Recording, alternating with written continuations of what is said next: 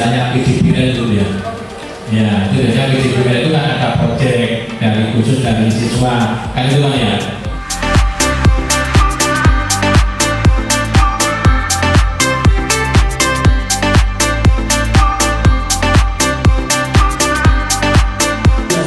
Pembelajaran secara online dengan menggunakan teknologi. Ini penting.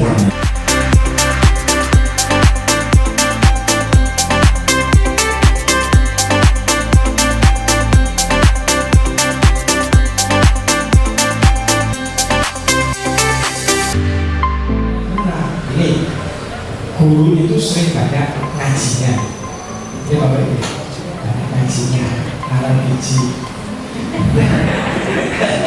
cara biji, kayak pegangan sih, nggak apa-apa sesama profesi ya.